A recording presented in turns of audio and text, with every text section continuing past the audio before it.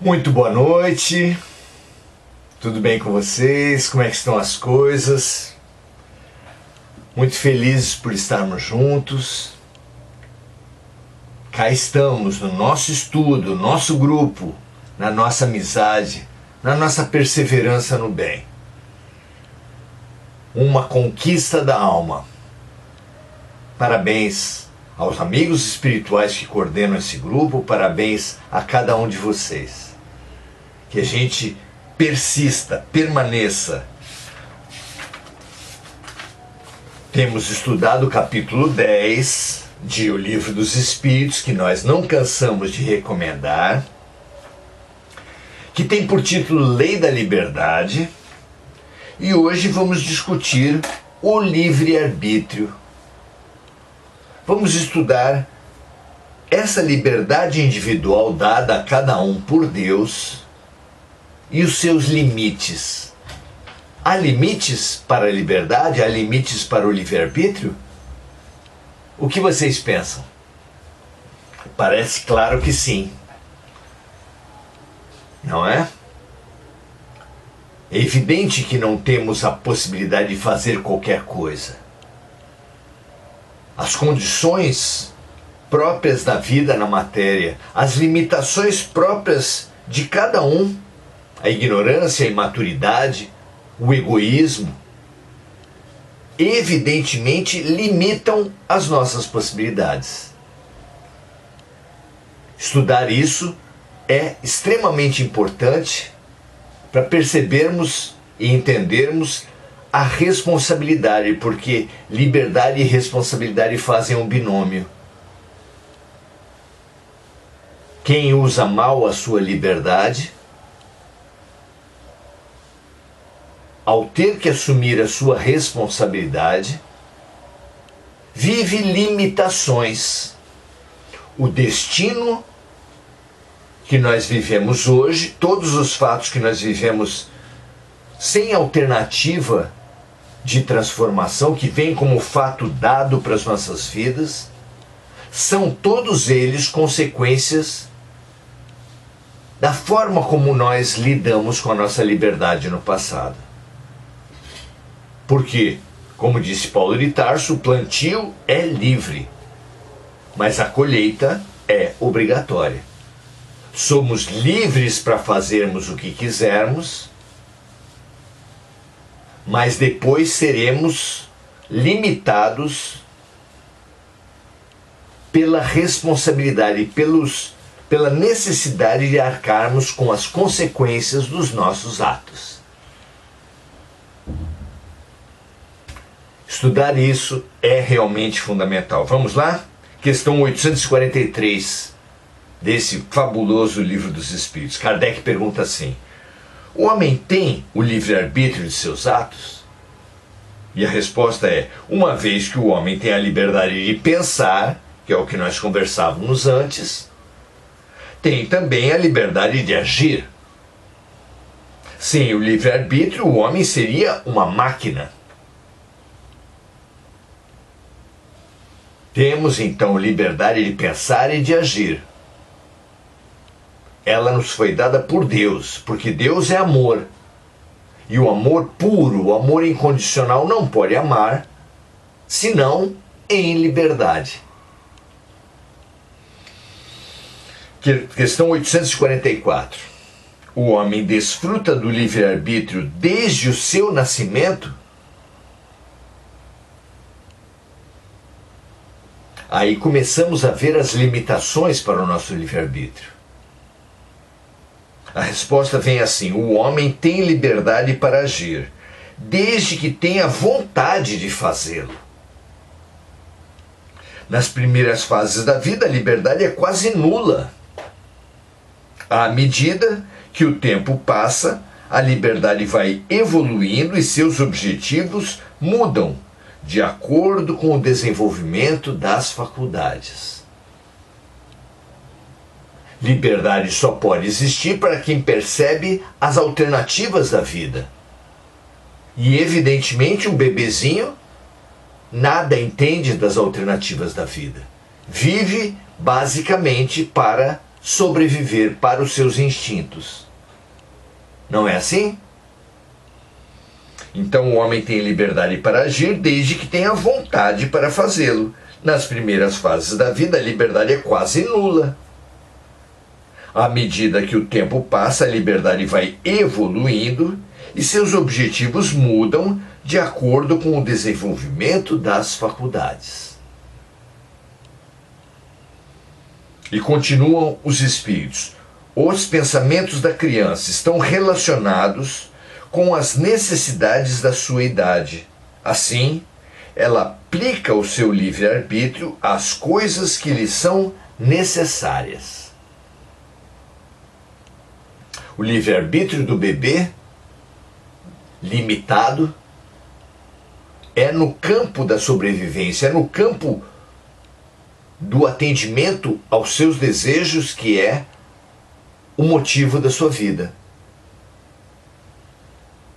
Conforme vai evoluindo para a criança vai ganhando outras liberdades. Na medida em que já não vive exclusivamente para a sua sobrevivência, passa a viver também para os seus desejos. Gradativamente, a maturidade vai abrindo o ser para as suas necessidades, questionando os seus desejos, todos eles ligados ao corpo, ligados ao egoísmo, frente às suas necessidades, essas sim, mais profundas, mais ligadas ao ser essencial.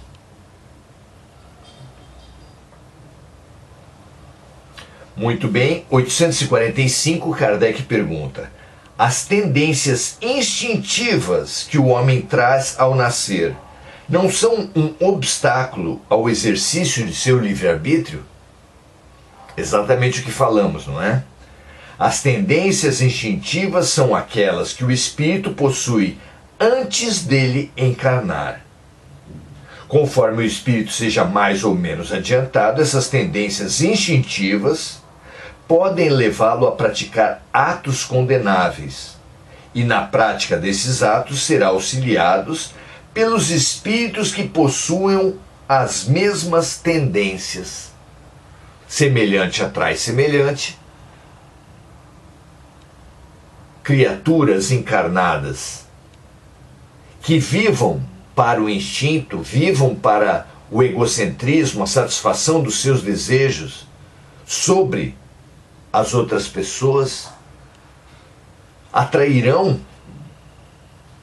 espíritos que pensam da mesma forma, que regem-se pelo mesmo instinto, um potencializando o outro.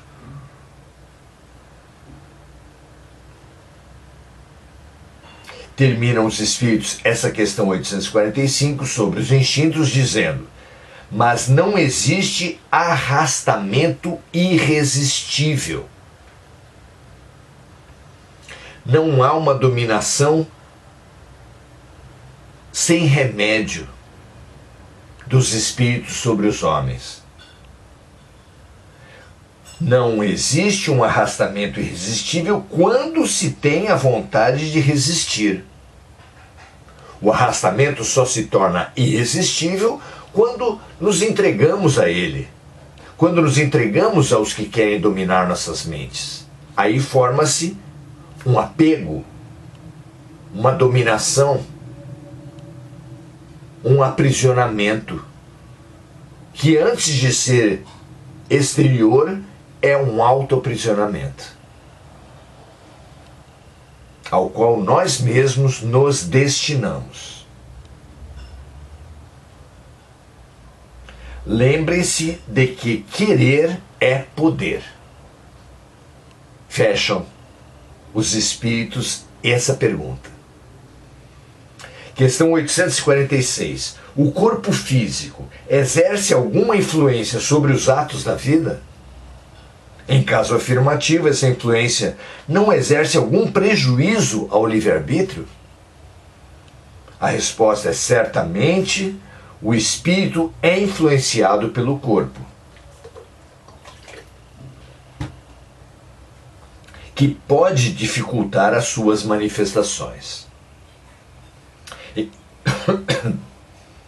Eis porque, nos mundos onde os corpos são menos materiais do que na Terra, as faculdades se desenvolvem com mais liberdade. Há mais liberdade onde os corpos são menos densos, porque os corpos, sendo menos densos, exercem menor influência sobre a liberdade das criaturas. Continuam os espíritos, mas não é o corpo físico que dá a faculdade ao espírito. Aliás, é necessário fazer aqui uma distinção entre as faculdades morais e as intelectuais. Se um homem tem o instinto assassino, seguramente é seu próprio espírito que possui esse instinto e lhe transmite, e não seus órgãos físicos. Aquele que anula o seu pensamento para se ocupar apenas com a vida material, torna-se semelhante ao animal. É por entregar-se ao corpo que o corpo exerce um domínio muito maior sobre o espírito. É uma decisão. Nem sempre consciente, mas é uma decisão que a criatura toma. Aquele que anula o seu pensamento para se ocupar apenas com a vida material torna-se semelhante ao animal. E ainda pior do que este, pois não pensa mais em se prevenir contra o mal. A sua culpa está justamente em não se importar mais com a prática do mal, visto que age assim por vontade própria. Vejam só, meus amigos, minhas amigas, como nós somos influenciados pelo corpo, pela ancestralidade, pelo instinto, pelo animal em nós. Ergue-se assim, imponente, o desafio das esfinges, esses seres metade inferior animais, metade superior seres humanos, através dos quais, através das esfinges, os sábios da antiguidade deixaram à posteridade uma imagem clara do sublime desafio humano, impondo inclusive a máxima, o desafio: decifra-me ou te devoro. Cabe-nos então compreender o animal em nós, entender a influência do instinto e da matéria e do corpo sobre a nossa vida. Decifrando essa importância, compreendendo essa importância e compreendendo as forças da inteligência, da emoção superior, não seremos devorados pelo corpo como temos sido. Se o ser humano tem se entregado às forças dos sabores, da alimentação, das bebidas, se o ser humano tem se entregado aos prazeres das drogas, se o ser humano tem se entregado ao que os olhos veem, à beleza, se tem se entregado ao sexo, vivendo para a beleza, vivendo para o sexo, vivendo para a comida e a bebida e para as drogas, é sim uma decisão dele. Ah, mas os espíritos influenciam, mas sempre a partir da sintonia que nós oferecemos a eles.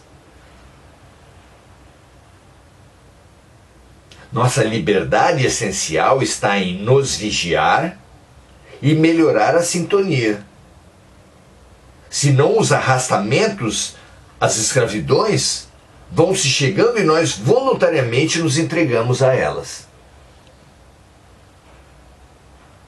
Pense a respeito disso, minha amiga, meu amigo. Como é importante o autoconhecimento, o decifrar a si mesmo, a compreensão do papel que o corpo e a matéria exercem sobre nós, sobre nossa liberdade, sobre as nossas decisões. Fundamental compreendermos isso.